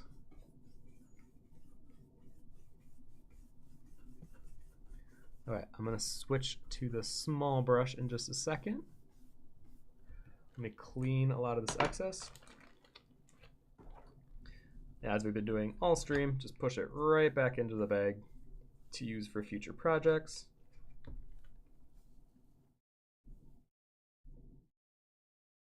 Um, Barbara says, as a Roman Catholic member of the children's choir for over 6 years, I had a lot of time staring at all the decorations, statues, and paintings of our church.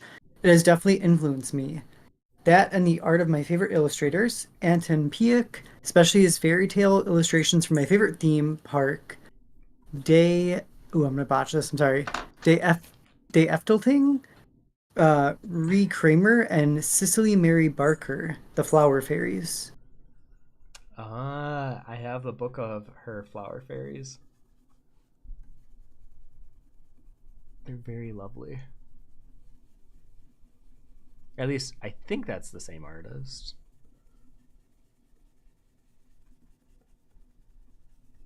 Ooh, yes. Guys, I really like this one. Let's see, I'll create a different angle so it's easier to see the shine.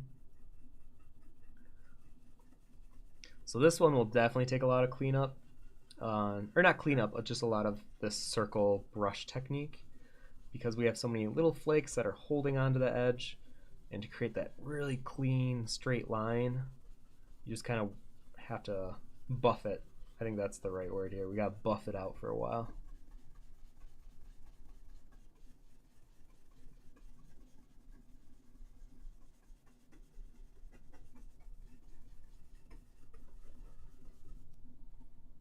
Let's see how that's looking. Oh, Vigilante says, I can't wait for the deck to be ready. Any day You're now. telling me. I am beyond ready to have this tarot deck done. I think this is a much bigger project that I put on my plate than I was initially expecting. And it's funny because I still like doing it and like I'll find a lot of fun moments within it. But I've never worked on a project this big alongside everything else that I do. And I think trying to balance cons and all this other stuff.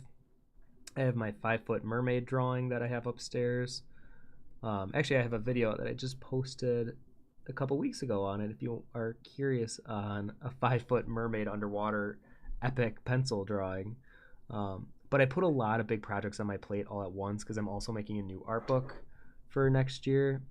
And I'm realizing that I'm only human and switching between a lot of big projects at the same time is not something I am comfortable doing.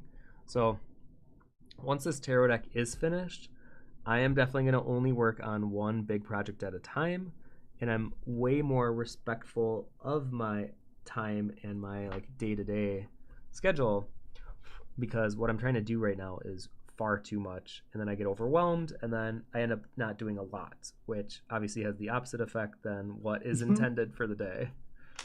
So Anyways, long rant, but essentially, I am very excited about this tarot deck. I think it's just going to be one of those things that I could sell the rest of my life, and more so than just a money way.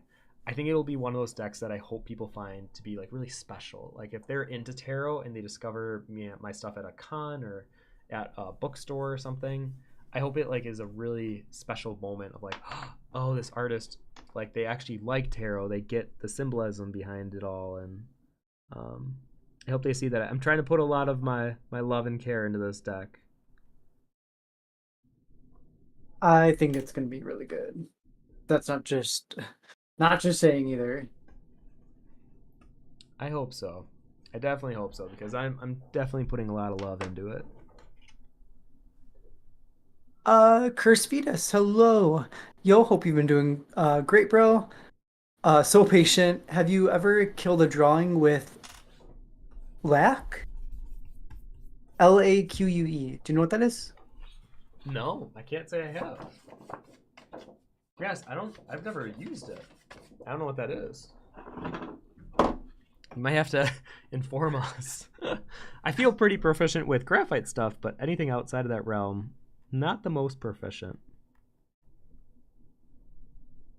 Learning new Okay. things. And I think this one is done. Let's see if I can get a good shot of it for the camera here. I think that looks really nice for what we're trying to create here. Yeah, I actually really like the dots too. Let me see if I can get a close up on that. Yeah. It definitely gives more of like that sunny background. Because I'm working in graphite, the card had a very sunny, bright background. So I try to incorporate that into the chair with the two lions and the sunflower. So I think that kind of gets it a little more across.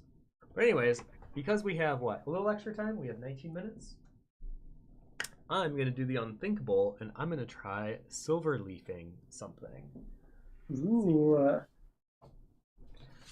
Should I do Who, here, Josh? I'll let who you pick. is she? Should I do Demon's Facade or Fallbringer? With gold or silver leaf? Yeah. Oh gosh. Let's the Demon's Facade. Okay. Let me clean off my workstation. I'll definitely have to do a good vacuum pass. A lot of the little gold flakes ends up on the carpet. And I don't want to be... Oh, let me move that aside here. I'm just keeping Casper entertained at the moment. Yeah, perfect. Um Oh, Anoni says if you guys ever sell your house, I'll feel bad for the buyers. They'll find bits of gold in the floors and think they're rich. It'll be everywhere. Little surprises for them. Okay, let's see. What brush do I want to use? I use this one. Okay. Okay, so literally, I can move this out of the way. I don't need to use that one anymore. Oh, you know what? That's why this thing's been freaking out. I have it on automatic focus. Oh. Manual focus. Okay, my camera shouldn't be freaking out anymore, but this one still lags a little bit. If I move too fast, it seems to lag. Okay. So similar to what we did earlier, I'm just gonna do one more pass on Demon's Facade. I feel like I can move probably a little quicker because I don't need to explain what I'm doing at this point. This is officially what, the sixth one you guys have seen today now? Yeah, you're cruising through these. I think I've done so many of them over the years. I feel like I know where I need to take my time versus where I can kind of be more effective and efficient. Ooh, that is a clump. Whenever you see a clump go down like that, you want to spread it out as soon as you can so that it doesn't harden on the paper here.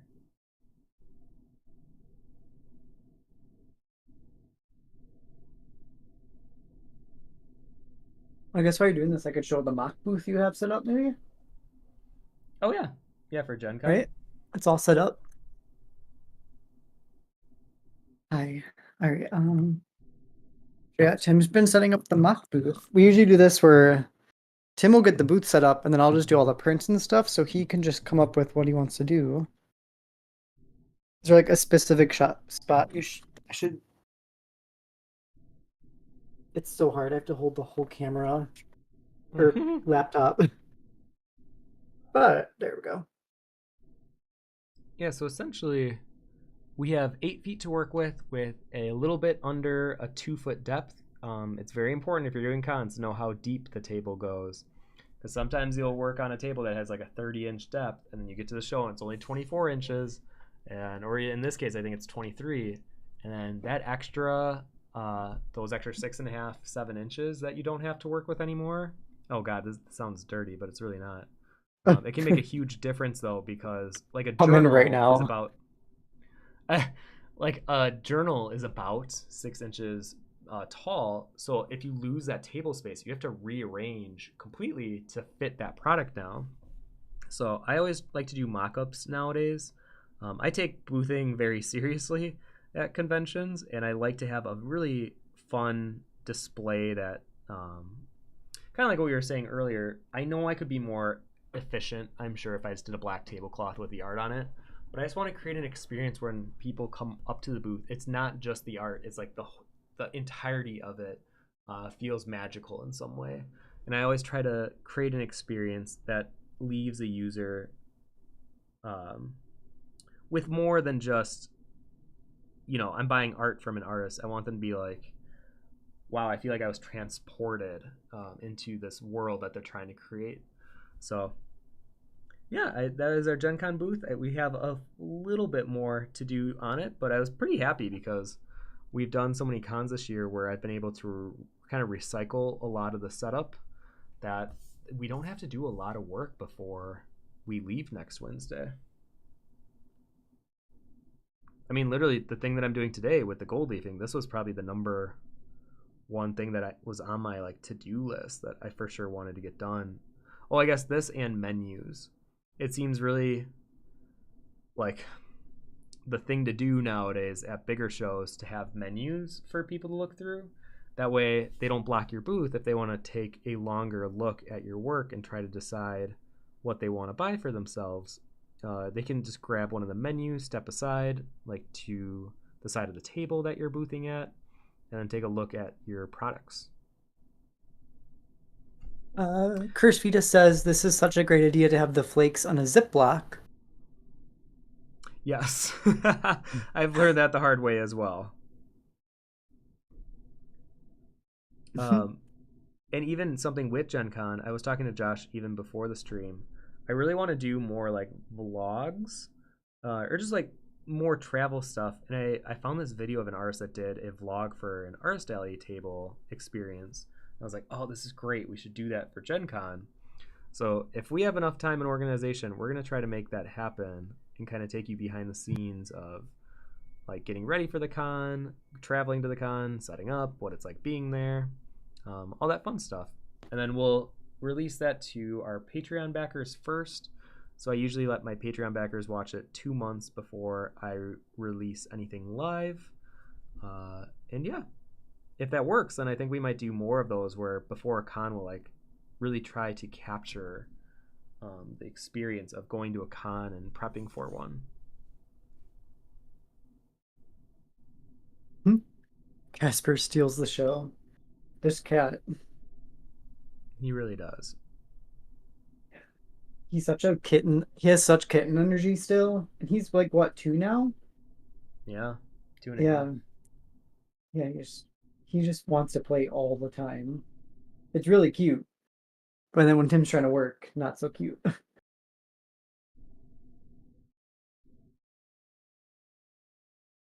Avani says, I love your artwork. Have your playing cards and they look gorgeous. Oh, thank you. I still look very fondly upon the playing card deck. It was like a moment in time where COVID just became big enough where it started canceling all the cons that I was scheduled to go to.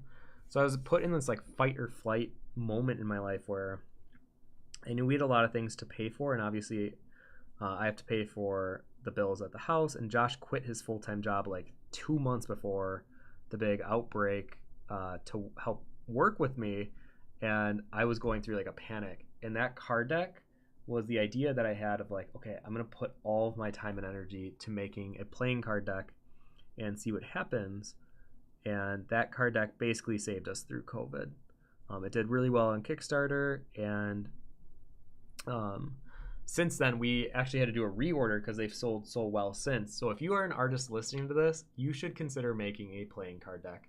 They have sold so well for me over the last, what, 2.5, 3 years now. Um, Yeah. that I think it's just something anyone that, if you're doing conventions or if you're doing online sales, like you don't have to explain it to people. They know what a playing card deck is. And it's one of those like universally accepted things where you don't have to explain it. And a lot of the times when we're at cons, it just sells itself. If people like card decks, they like my art, it's like a one no brainer, and they'll just pick it up right away.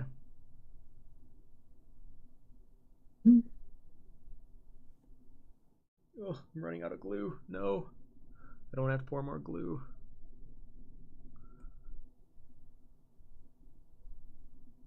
Andoni says, definitely Demon's Facade over the silver.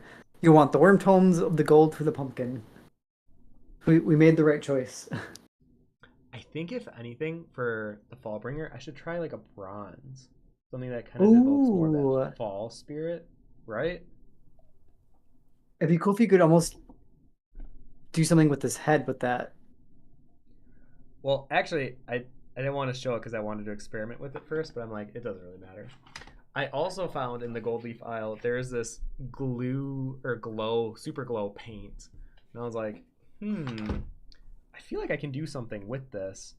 And I was thinking, oh, actually, any of my drawings that have like a celestial feel to it, or now that we're talking about it, I was like, maybe even the Fallbringer, because essentially it's like being lit from candles, so that could be like a fun glow,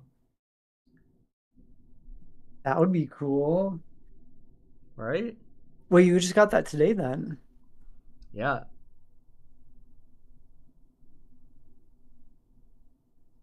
The amount of stuff you can find at those stores now, it's crazy. Well, it's fun when I keep. This doesn't happen always when I go to like an art store or a hobby store, but if I go in with like more of an open mind, where I'm like, ooh, like if I'm like anything I can use as inspiration, then all of a sudden I'm more open to the idea of like, oh, glow in the dark paint. I wonder what I could do with this, and then you pick it up, and I think it just like backburns in your mind of all the ideas and possibilities that you potentially could do. Uh, so that's kind of what happened today, where I was like, I was just open. I was going through, and I was like, yeah, let's try this. I mean, that'll be a fun video too. Tim could just grab like three things he's never used before and has to implement them in a drawing or something. Yeah, right. Actually, yeah, that would make a fun video. I know we're trying to brainstorm more YouTube video. Actually, if any of you guys have ideas or like things that you've seen that you're like, oh, I wish more artists did stuff like this, please let us Oh, know actually, because starting in, well, we have Dragon Con and Gen Con, but we're trying to make YouTube more of a thing for our day to day, and especially for Josh, he wants to have more editing and like things to essentially direct. So we're definitely open to hear any ideas. please send them over because I feel like Tim and I will sit around and just like brainstorm things, but I don't know if they're all good ideas. So we'll see. Okay, I have the silver. I might let this dry just for a little while longer. So while that's happening, one last time, Josh, if you could take the floor, and I'm gonna wash these off in the bathroom. Oh, yeah. No, I'm simply just playing with Casper. Casper keeps going. So we have this con booth, and he just goes all the way at the end, runs on out. Ellis, yes, please, logs from cons. We don't have those at that scale here in my country. Would love to see it. Oh, we'll definitely do something with a convention where we maybe just go through the whole process, even just like driving there, how we pack the car up, unloading the car. There's so much to a convention, I think.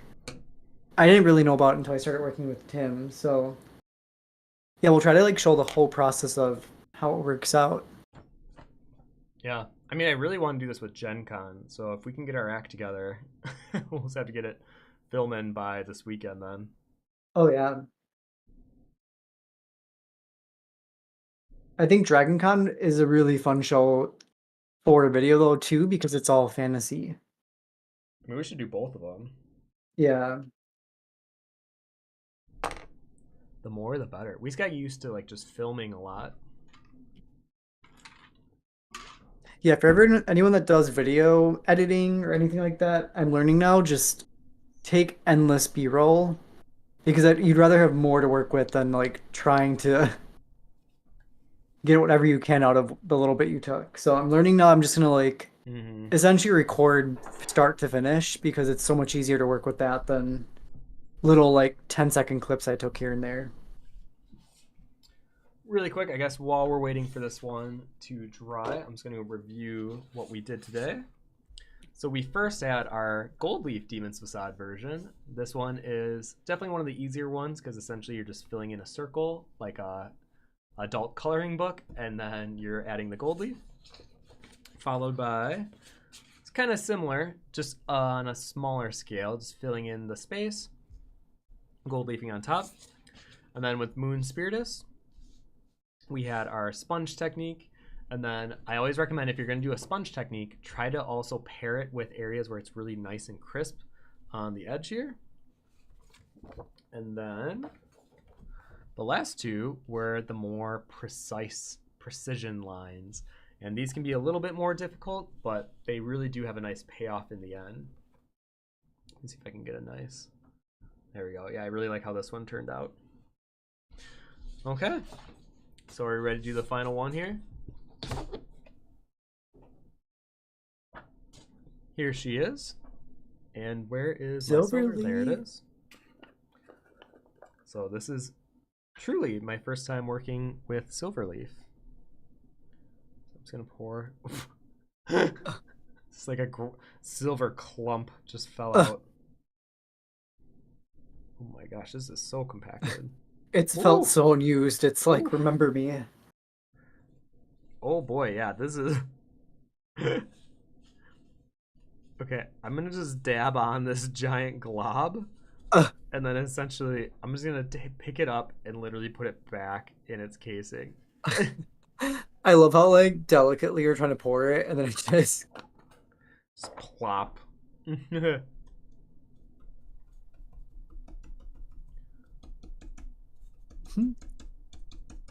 Avani says, I also read tarot cards. Look forward to when yours are completed.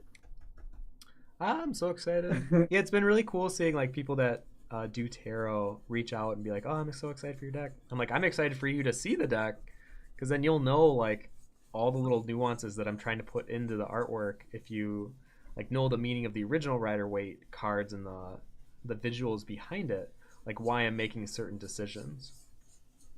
Ooh, this is creating quite a different feeling, but I kind of like this.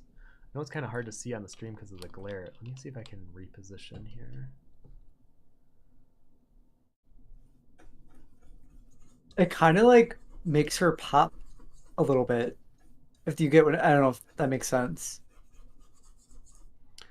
Well, you know what was interesting? I almost bought it the other day too. I saw on Instagram there was an ad about a paint pen that essentially can create a mirror effect, like a super reflective mirror effect. I'm like, that would be fun to play with as well. So maybe we should do a video where, actually, this sounds like a great video idea. I'll get a bunch of like the metal paint, the glow in the dark paint, maybe like rose gold or copper gold or leaf, and we'll just like try a bunch of different experimental things that we could put on drawings. Oh yeah, Vani says it's like a full moon. Yeah, it's it so kind of adds a pretty. little more mystery to it, where the gold creates more of like this classiness to it. I feel like the blue or the silver adds more mysterious to it. Anoni says, I still have a crush on your Prince of Hearts. Why are all good men fictional? My Prince With of... his... Oh, the Jack of Hearts. Did I say Jack? Wait, what did I say? No, Prince of Hearts. I mean, I guess technically he would be a prince, but yeah, the card's a jack. A jack Oh, of Jack. Yeah, hearts. yeah, yeah. Why did I think it's Prince, Queen, King? I mean, I guess it is like if it's a royal court, he would be the prince. I don't know why it's called Jack. I'm sure there's some kind of a history behind why it's a Jack. Maybe they're not related to the king. I don't know. Actually, if anyone knows that, would love to know the history of why it's called a Jack and not a prince. Oh, Alice also says there's this thing that has metal and rainbow effect. Can you get Oh what is yeah, that like the called? oils. It's a oil spill effect. But there's also pearlescent, fluorescence. Ooh, a pearlescent would be really cool. Do they have like pearlescent leaf? To be honest, now that we're talking out loud about it, I don't know for a lot of these, but I'm very game to try any of them. That'd be so cool in your sun catcher, Tim. I mean, yeah. Here, wait. Once again, I lost the razor blade. Oh, oh my God. Oh my goodness. How does he do this? Literally the worst thing to be losing. Do, do, Where did do. I Rose on put? Roses says, I saw on your Insta story that you thought about working with rose gold. Which piece do you think you would use it Yes. on? Um, I think I'd want to make a new piece specifically with the intention of rose gold. But like it would be very curious to see even like this in rose gold. It's Sorry, crazy hold how on. it can change the feeling. Oh, sorry. It was on my chair. That's dangerous. Tim, you were sitting on a razor. Could you? It was under my sitting mat though, so I didn't. It wasn't like Oh, sitting on it. can you imagine a stream where Tim just gets a razor up his butt and we have to like medevac him during the stream? I think I'm so Wisconsin. I would just hold the pain in until the stream was No, over. no. Eh. Okay, I'm just gonna clean up some of her edges here. I feel like around the face. It's actually not terrible, but I definitely want to clean that up just a hair bit more. I think I pooped Casper out. I'm the one playing more than he is now. That's always funny when you do that with a pet. Where you're like, I thought you wanted to play, and then you play for like 5 minutes and they're just like done. I just watch you swing a string around. Alice says idea for YouTube video: make art together with Josh or some funny art challenges. Pro artist versus not artist. Yeah. We've talked about this before where one of our best friends, her name's Kat, she's a fitness trainer. And we thought it would be really, I mean, she does dabble in art though, definitely more than you do, Josh. Oh But it would yeah, be funny to do like an art challenge with the three of us. I am not good. Eh, there was one streamer I brought Kat on, and it was like a blind drawing challenge. And her blind drawing was for Sonic the Hedgehog, and that is still one of the funniest things I think I've ever witnessed live on a stream is her drawing Sonic and it looking, in my opinion, not the most like Sonic, but she thought it looked so good. And she kept saying It's the like, it's same the thing. same thing. It's like, no, it's not. That was so Admittedly, funny. her Sonic looked better than anything I'll probably ever be able to do. Um, what was we? It was at one of the conventions. What's that game where you make a drawing and you have to like pass it around? There's a Um, few. There's like the Frankenstein one where you draw a third at a time, and then no, it's the one there's one where where you pass it all the way around the table. like someone writes a word initially, someone does a Oh, drawing to it. telestrations. Telestrations, yeah. That was the time I drew Yeah. the word I got was duck, and for some reason I drew a four-legged duck, and I don't know why. I was slightly tipsy, but That it is threw so off the funny. whole word. I mean, you forgot a duck had wings. I just thought they had four legs. Okay, well here we are. This is my silver demon's facade. Definitely an interesting Ooh. visual. It creates quite a different mood to it. It's definitely very mysterious. It looks like the moon for sure. So it feels like it has more of an association to the moon now. So yeah, I mean, I just want to thank everyone for coming and watching the stream. We will be at Gen Con next weekend, so we will not have a live stream as we will be driving all for, what is it, next Wednesday morning. So yeah, we won't be able to stream, but everything we just did will be at the show, and we'll start. Well, hopefully, we'll be vlogging the experience so that you guys can get a little behind the scenes on what it's like to show at Gen Con. Okay, I think that's all I have. Josh, do you have any last words? No, thank you everyone for showing up today. It was a great conversation, great time hanging out. Gonna miss you next week. Yeah, I think we'll be back the week after, and yeah, we'll see what kind of a stream we come up with, but I'll definitely announce it the day before. I try to always post on Tuesdays on YouTube of what type of a stream I'm planning to do the next day.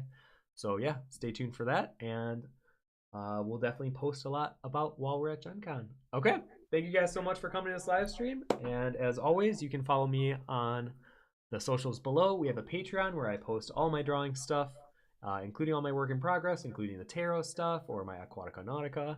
And then if we post any YouTube videos, you get it 2 months early alongside joining an exclusive Discord community. Whew, that's a lot, but that's all I got. So thank you so much for coming, and hopefully we'll see you in 2 weeks. All right. All Bye right. bye, everyone. Goodbye, everyone. Mwah. Bye bye bye bye bye bye bye bye everyone. Bye bye.